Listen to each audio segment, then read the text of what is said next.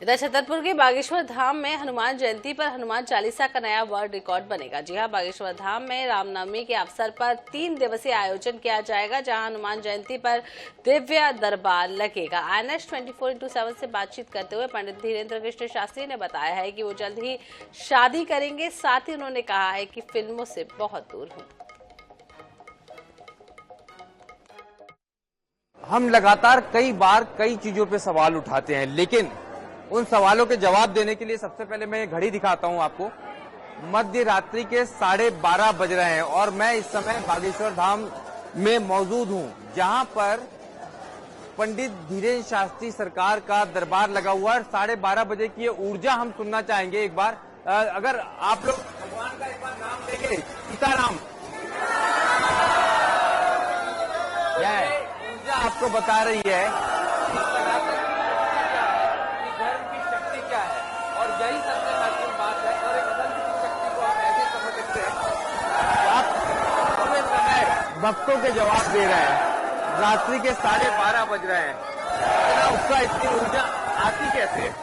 बालाजी की कृपा है, आहार पे हमारी शुद्धि है और एक तो अवस्था भी ठीक ठाक है, लेकिन प्रयत्न हमको इन्हीं लोगों की मुस्कुराहट से, जब कोई आता है मुस्कुराता हुआ कहता है कि गुरुजी हमें फायदा हो गया, लाभ हो गया, जीवन का रास्ता मिल गया, तो हमारे मन में उमंग और भर जाती कि हमें बालाजी की जो कृपा है उस कृपा का सदुपयोग करने का सौभाग्य मिला, लोगों को मार्गदर्शन देने का सौभाग्य मिला।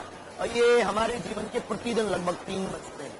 प्रतिदिन सुबह से फिर प्रारंभ होंगे, मिलना, मरीजों को मिलना, रोगियों को मिलना, कोई मार्गदर्शन लेने आता है, कोई नेगेटिविटी से परेशान है, नकारात्मक ऊर्जा से कोई दूषित है, कोई किसी चीज से विषय है, कोई भविष्य को लेकर के परेशान है।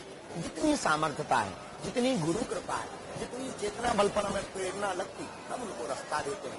बालाजी पर उनकी निष्ठा कार्य करती है और वो सही हो जाते हैं, उनको रास्ता मिलता है।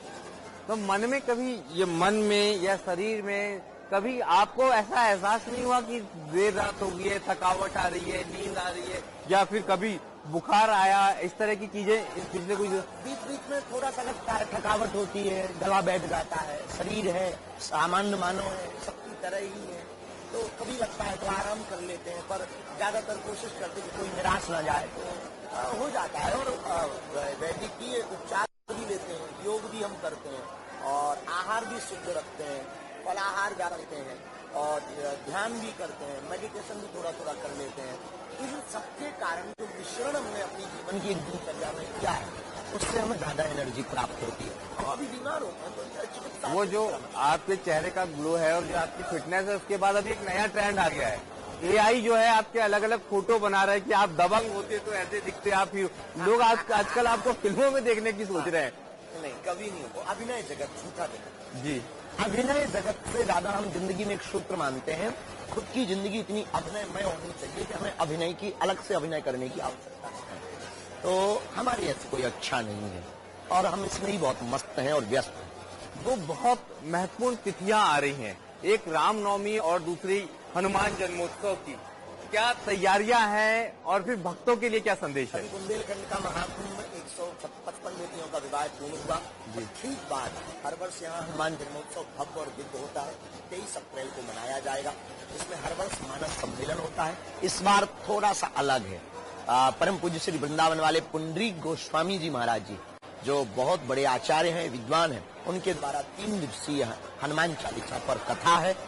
23 अप्रैल को हनुमान जन्मोत्सव के दिन सामूहिक हनुमान चालीसा पाठ है और मानस सम्मेलन है, जिसमें वैदिक ब्राह्मण आचार्य मानस पर अपने विचार रखने वाले, मानस से जीवन कैसे सीखें, मानस का राष्ट्र हित में क्या उपयोग हो सकता, मानस के आधार पर विश्व गुरु कैसे भारत बनेगा, इस पर विचार विमर्श चलेगा। और विद्वानों की सूक्तियों से हम अपने जीवन को आत्मसात करेंगे और हम सुनेंगे, श्रोता बनेंगे।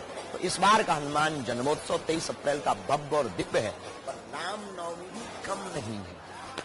तो पूर्व में ही आपके वीडियो के माध्यम से हम शुभकामनाएं देते हैं 2024 की रामनवमी महोत्सव की। और हनुमान जन्मोत्सव। ये पहली बार है अयोध्या में भगवान राम की स्थापना के बाद जो अवसर आया है, तो ये और अद्भुत हो जाता है। भारत के लिए बहुत बड़ा दिवस जी। है ये, इस बार की रामनवमी जी। 22 जनवरी भारत के लिए का इतिहास बनी थी, विश्व में एक इतिहास बनी थी, वैष्णव भक्तों राम भक्तों के लिए एक इतिहास बनी थी। पूरी दुनिया ने उस नजारे को देखा और उसके ठीक बाद ये पहली रामनवमी आ रही है, तो निश्चित रूप से उनकी जो ऊर्जा है वो डबल होगी, दुगुनी होगी, उत्साह होगा, आनंद होगा, उमंग होगा। हर घर व्यक्ति अपना अयोध्या की वो उनकी झांकी को सजोएगा, फिर से नया करेगा, ताजा करेगा, हिंदुत्व की फिर से एकता दिखाएगा। हनुमान जयंती की आपने बात की, सामूहिक हनुमान चालीसा का पाठ होगा। जो लोग यहाँ नहीं है वो जहाँ पर भी है उस समय उसमें सामूहिक शामिल होंगे। हम आपके वीडियो के माध्यम से INS शायद आपका चैनल है, INS के माध्यम से एक नई अपील करना चाहते हैं। जी बिल्कुल। नहीं, वही आपके लिए नया है, जी हमारे लिए भी नया जी। है। उस दिन प्रत्येक लगभग इस भारत में सब लोग डाटा का यूज कर रहे हैं, जी उपयोग कर रहे हैं, जी। सदुपयोग करें। हाँ। डाटा का सदुपयोग करने के लिए सभी भारतीय हिंदू उस दिन हनुमान जन्मोत्सव 23 अप्रैल को बड़ा ट्रेंड बना करके दिखाएं और एक एक हनुमान चालीसा लाइव आकर के बताएं। ये बहुत महत्वपूर्ण बात है, मैं एक बार फिर बता दूं, और बहुत बड़ी अपील है और बहुत सात्विक, सामूहिक और ऊर्जावान अपील है, और उनकी जिनको आप सब मानते हैं। खुद आचार्य धीरेन्द्र शास्त्री जी हनुमान जयंती के दिन लाइव रहने वाले हैं और सभी लोग अपने मोबाइल डाटा का उपयोग करके लाइव जुड़ सकते हैं, यानी उस सकारात्मक ऊर्जा को उतना ही प्राप्त कर सकते हैं अगर आप यहाँ भौतिक रूप से मौजूद नहीं है। एक जुड़ने से ज्यादा वो अपने घर से लाइव वो खुद आए लाइव, जी, और एक एक हनुमान चालीसा पाठ वो अपनी सोशल साइट पे अपलोड करें लाइव आकर। खुद एक एक हनुमान चालीसा पाठ अपलोड करना है, खुद लाइव आना है, यानी कि हमको ये बताना है, एक तो उस शक्ति का एहसास करना है और ये रिकॉर्ड की तरफ बढ़ सकते हैं, और एक ऐसा रिकॉर्ड जो सनातनी और सात्विक रिकॉर्ड है, एक अनूठी पहल पूरे देशवासी इसमें कर सकते हैं, जो बहुत महत्वपूर्ण है। मैं थोड़ा सा आगे बढ़ूंगा। पिछले बार आपसे मुलाकात हुई थी, आपने हमारा सूट बूट सिलवा दिया। बहुत ही जल्दी बारात लेकर के जाएंगे। दूसरी बार छोटा तो नहीं हो जाएगा? बड़ा ही रहेगा, इतना ही रहेगा, ज्यादा घटेगा बढ़ेगा। हाँ, मैं मोटा हो रहा हूँ इसीलिए। एक और जो बहुत मैं लगातार पिछले 1 से 1.5 बरस से एक देख रहा हूँ कि ये साल बहुत राजनीतिक घटनाक्रमों का साल है। इन राजनीतिक, जी, चुनाव चलते रहे।